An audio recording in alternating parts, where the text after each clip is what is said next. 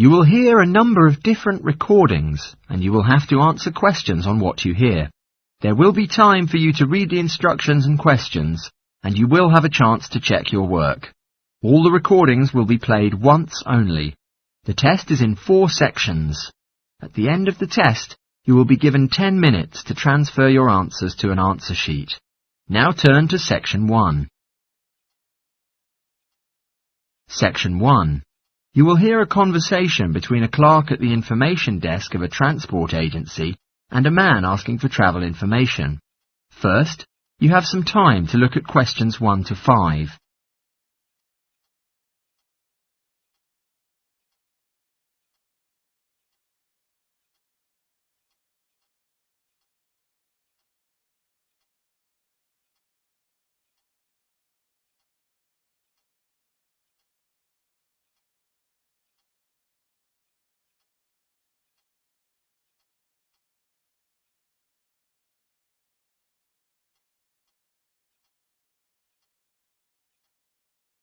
You will see that there is an example which has been done for you.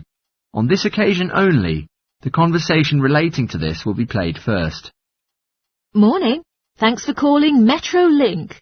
Is there anything I can do for you? Good morning. I would like to go to Harbour City tomorrow before 11 a.m. From Bayswater. Well, for Bayswater? Oh, no, from Bayswater, where I am currently living. But Harbour City is my destination. Sorry, that means Bayswater to Harbour City. Which mode of transport do you prefer? By bus or train?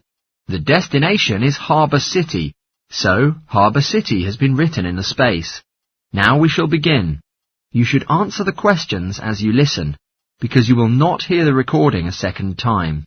Listen carefully and answer questions 1 to 5. Morning. Thanks for calling Metro Link. Is there anything I can do for you? Good morning. I would like to go to Harbour City tomorrow before 11 a.m. From Bayswater. Well, for Bayswater? Oh, no, from Bayswater, where I am currently living. But Harbour City is my destination. Sorry, that means Bayswater to Harbour City. Which mode of transport do you prefer? By bus or train? In fact, I have no preference, only if it brought me to Harbour faster. Well, if you take an express train, you'll be right in Harbour within an hour from departure. Let's see. Yes, I recommend you to get on the 9:30 a.m. express. Sounds perfect. So, at which station should I get on the train? Helendale is the nearest station to you. Helensvale? Did you say that? No, Helendale. That's Helendale.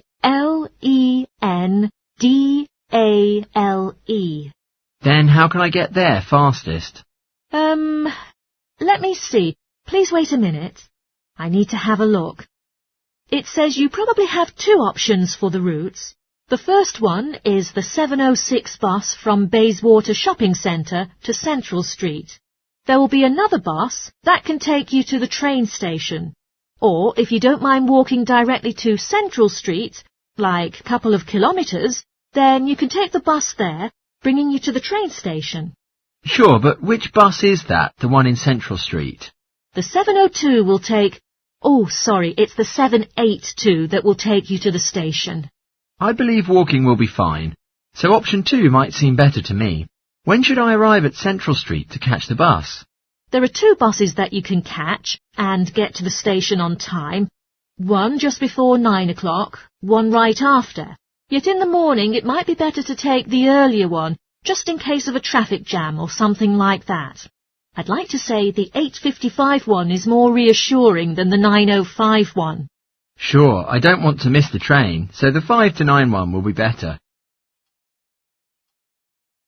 Before you hear the rest of the conversation, you have some time to look at questions 6 to 10.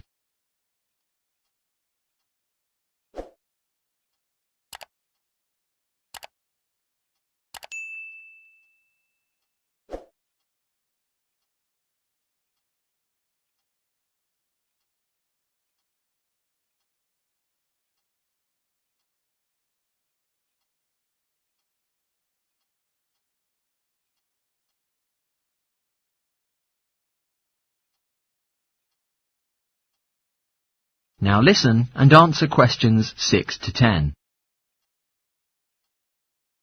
One more thing. How much would the fares cost? Well, the bus is $1.80 in cash, and the train is $10 each way. But do you have a travel link card? No, but I may get one before tomorrow.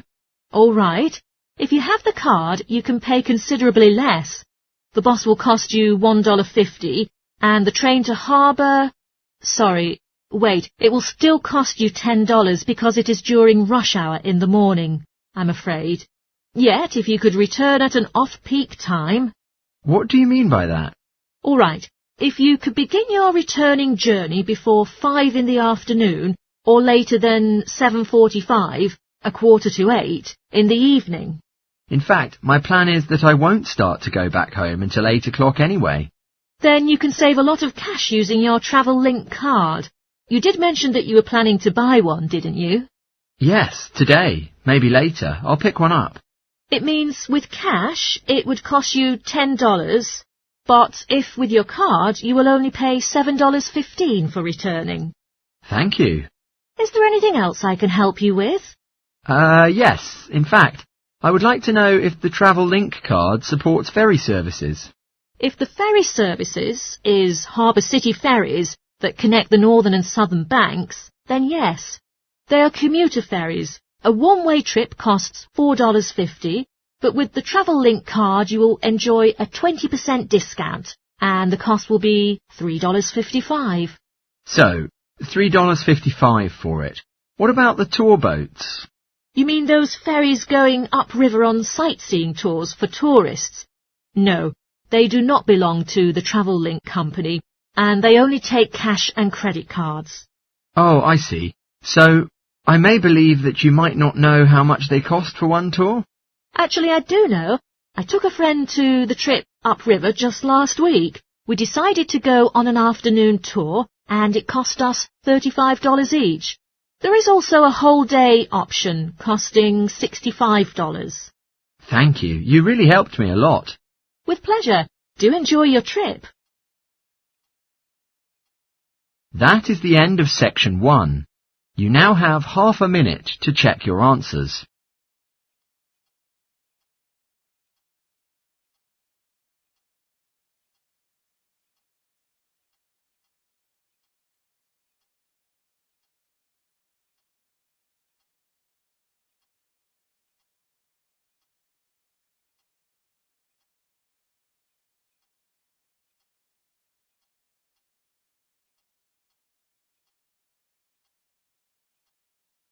Now turn to section 2. Section 2. You will hear a radio anchor on broadcast speaking to her audience about water conservation and some contributions they can make at home. First, you have some time to look at questions 11 to 16.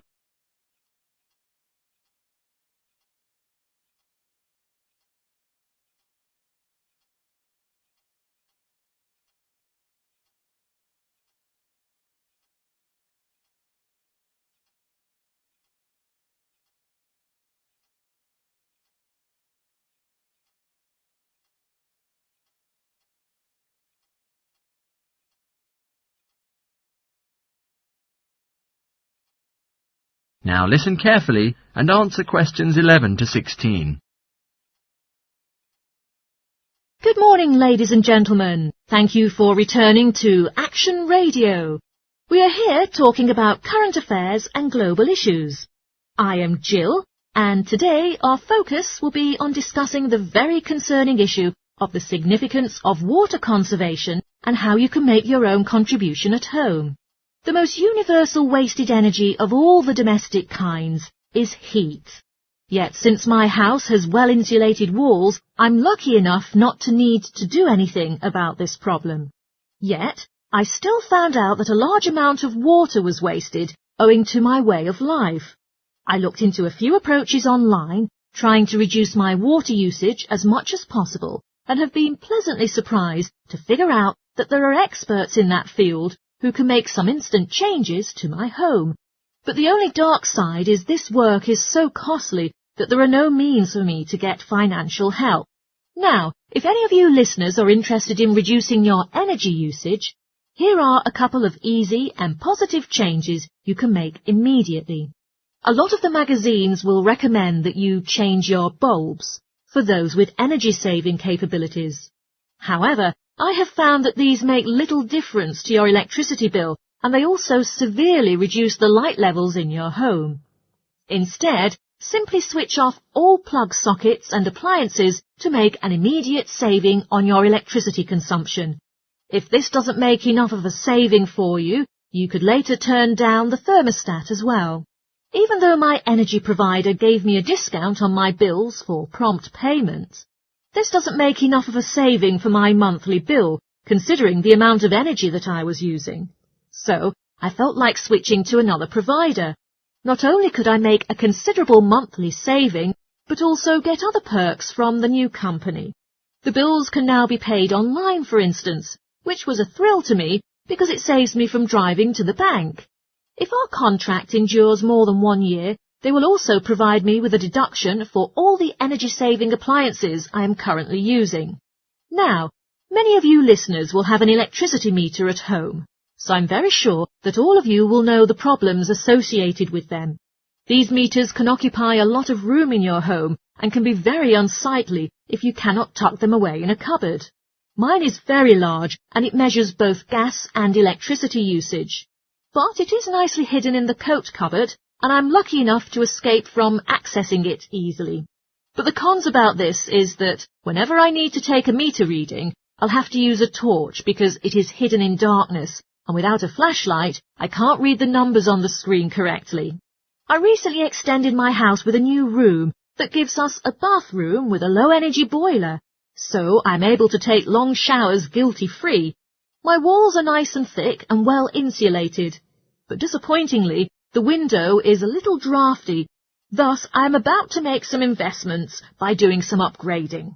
Given renewable energy, I initially thought about installing solar panels on the roof to heat the water rather than applying a new low-energy boiler, which was the price-friendly alternative. But I finally determined that the panels would make my house ugly on the exterior, in spite of their ease of technical use. Before you hear the rest of the talk, you have some time to look at questions 17 to 20.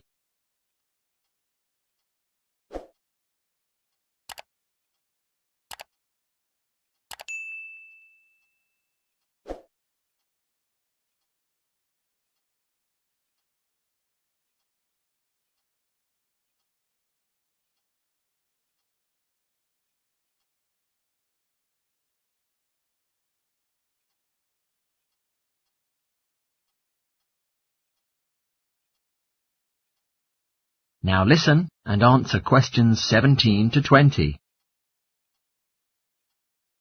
Now, if you are keen on taking long showers, as I am, switching from baths to showers doesn't change much on your total water usage. Instead, some small effective changes can be quite helpful and efficient. When making a cup of tea, for instance, before boiling water, measure out the amount that you need during the procedure. Also, when brushing teeth, use a cup of water instead of leaving the tap water running. I would recommend you not to fill up the washing machine before switching it on, because I found out that the clothes were not thoroughly cleaned. Also, call a plumber to fix your dripping taps. This will give rise to a great reduction of water being wasted. Before finishing today's show, I'd like to address 2 questions that we often get asked by listeners. We had some great feedback about our answer to last week's question on how to calculate the price involved in powering domestic appliances. So, let's see how we do this week. One of the most commonly asked questions this week was, which device is the lowest energy option for watching films? The simplest answer is that the smaller the screen, the lower the energy used. One of our listeners wrote in with a question that made me chuckle, and the answer is yes. Solar panels only work when the sun is out. Now, on a more serious note, a number of you wanted to know what the most efficient temperature is to set the thermostat to. The answer is that the closer you set it to room temperature, the lower the energy used. Before saying goodbye today, I'll give you one last tip. Turn off all the lights when you leave the room. That is the end of section 2. You now have half a minute to check your answers.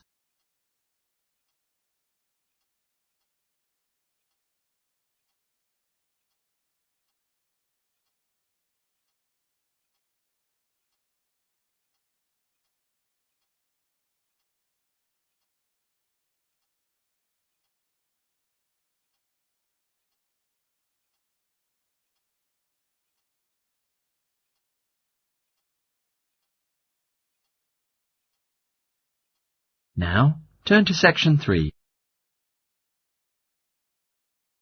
Section 3. You will hear two students called Tim and Jenny discussing their geography assessment they are going to take next week. First, you have some time to look at questions 21 to 25.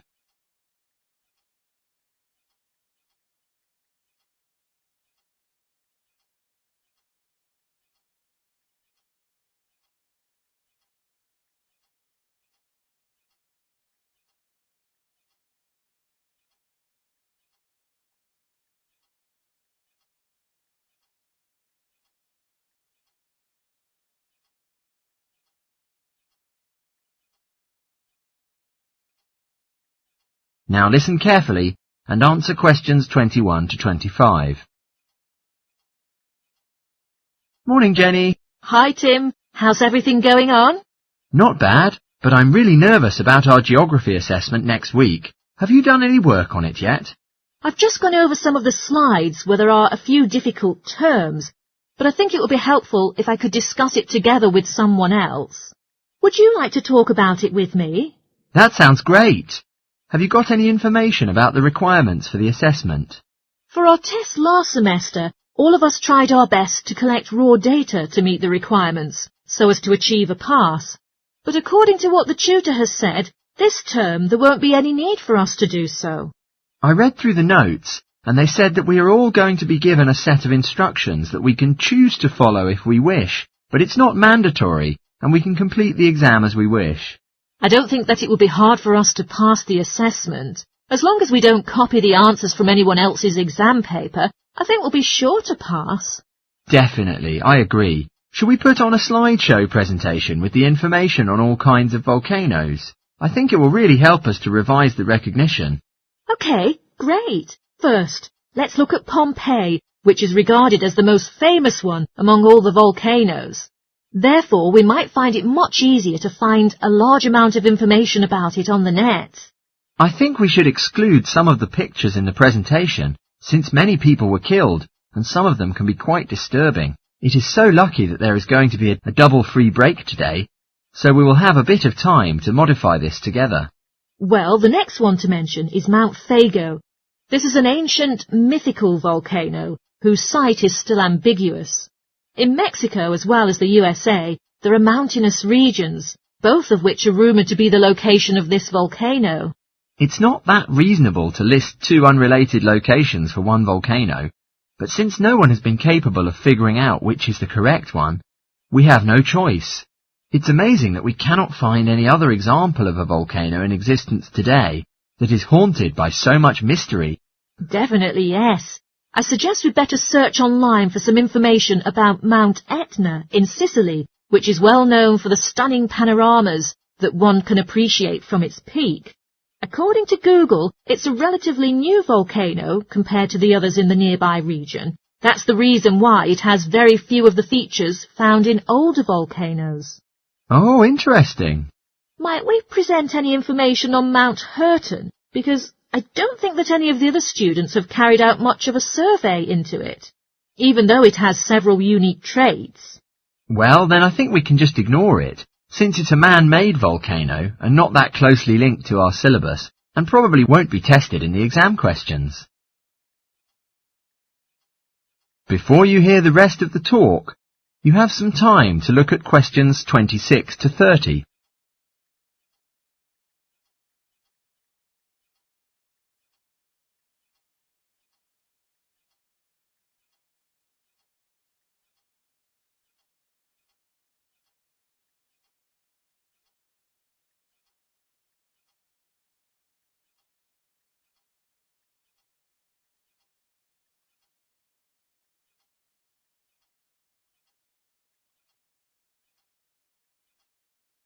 Now listen and answer questions 26 to 30. Have you got feedback from your tutor on your presentation last week? Yes, but I don't think he was satisfied with the work. He was impressed by the amount of research that I'd carried out before I started, but he criticised me that I was just mostly writing a summary of the facts instead of giving my own opinion. Oh, that's a pity. It was depressing that my work is not appreciated, but in the end I learned a lot from my tutor's feedback. He suggested to me that next time I should present my work as a short documentary film, which he thinks will help me to strengthen my arguments. What topic was your presentation based on? I opted to discuss about the lack of knowledge that most people have about volcanoes and the awareness that they look at them in such a negative way. During documentaries and lectures, the scientific experts often neglect to mention the positive features that volcanoes possess. That sounds really interesting. Well done. I think everyone had a really good time, but I was really nervous about speaking in front of the audience. Also, I felt very underprepared, since I didn't complete the presentation until the night before, and therefore there had been no time for rehearsal. I'm sure it was great. Is there any other information that you think we should include in our slideshow for revision? Yes, I think it's important that we list all of the differences between active and extinct volcanoes, as there will definitely be a question on this topic. There are no documentaries on the subject, but there's a very informative website that discusses the geological structure of each volcano type. OK. Well, I'll continue collecting images, and you can carry on with the online research. That is the end of section 3. You now have half a minute to check your answers.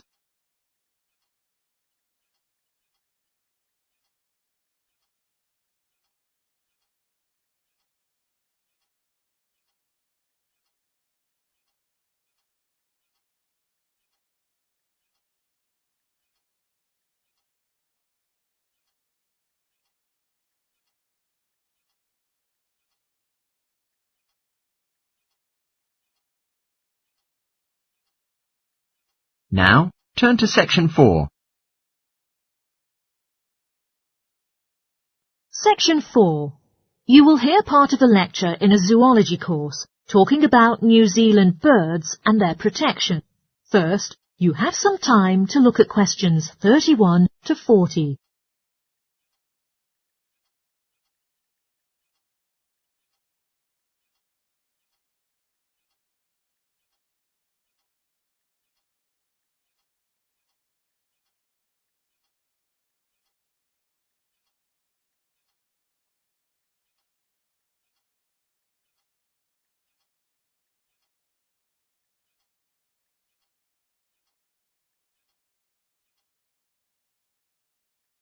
Now listen carefully and answer questions 31 to 40. Ladies and gentlemen, good afternoon. In this session, we're going to talk about birds indigenous to New Zealand, delving into the facts and analysing methods of protecting these species from extinction. It may be a surprise to you to know that there are thousands of bird species that are endemic to New Zealand. In other words, they are rarely found anywhere else throughout the world. Because quite a large number of these birds make a living on a diet of freshly caught fish, they often nest alongside the coastline or follow the neighbouring river, if necessary, to track freshwater fish. Once they have mated, the female will collect twigs and pieces of debris to build nests where she can hatch her eggs under safe circumstances, out of the reach of predators. When the first immigrants landed on New Zealand, roughly 7 centuries ago, rats were carried on the ships with them. The rats flourished in the warm climate and gradually became a threat to the native bird populations, particularly to the flightless species. In 1984, researchers discovered that just 3 pairs of flightless bird species remained in existence, and that even these faced severe pressure. Now, New Zealand is a global pioneer in facilitating the recovery of severely endangered species from the brink of extinction. Every year, researchers conduct certain surveys aimed at monitoring the fluctuation in the levels of bird numbers and species living in New Zealand. Owing to migration patterns of a few bird species, it is far from easy to accurately estimate the bird numbers, since many may have flown to other regions in search of mates and warmer climates, and thus may not be included in the investigation. Probably there is a sensitive link between bird numbers and environmental influences, especially those closely linked to human activities. Routine activities such as farming or building houses can have a massive impact on the local populations. Forests that play a role of a habitat for thousands of birds can be entirely eradicated to produce fields for cropping or to provide wood for construction, which has a catastrophic impact. It is not only the activities of humans that threaten the living conditions of bird species, but the population of many predatory animal species has dramatically risen in New Zealand. One of these predators is the Mantani snake, which was introduced from Australia and has decimated the population of killdeer birds. These birds nest on the ground and often return to find their eggs have been devoured by the egg-eating snakes. One cannot dismiss, of course, the disadvantages that nature itself imposes on the survival of many bird species. Natural disasters such as storms can be devastating, tearing apart forests and leaving thousands of destroyed nests in their wake. Monsoons flood the rivers and often drown many of the flightless bird species that are unable to escape. Unfortunately, illegal hunting, which is the greatest threat to bird species in New Zealand, is nearly impossible to prohibit. Several bird species, which are going to be extinct, now appear on display at the National Zoo, and there is such a crucial need that urgent policies are adopted to protect them. The zoo recently employed an expert in bird protection, who strongly suggested that a guard should be employed to protect their birds from poachers. The expert also lays much stress on the fact that the birds can be haunted by quite a stressed situation where the public can approach them too closely, suggesting that the administration install a fence network to keep the public a safe distance away from the birds. In spite of this threat to birds in captivity, it is the freely roaming birds that are most at risk. Many efforts are being made to educate the public in terms of how they can contribute towards protecting birds that are living in the wild. Finally, research has indicated that one of the most feasible measures of keeping the public notified about the significance of protecting the bird population is through the media. I advise you all to read the related articles in specialist journals and also do some research on the internet. Everyone can make your own contribution if you put your mind to it. That is the end of section 4. You now have half a minute to check your answers.